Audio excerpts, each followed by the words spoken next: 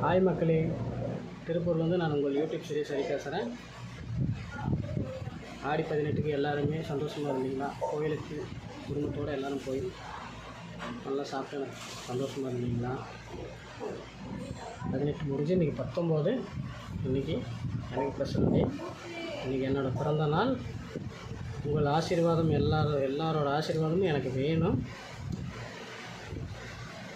நானும் கஷ்டப்பட்டு வீடியோ எடுத்து போடுறேன். சப்ஸ்கிரைபும் லைக்கும் ரொம்ப கம்மியாக இருக்குது.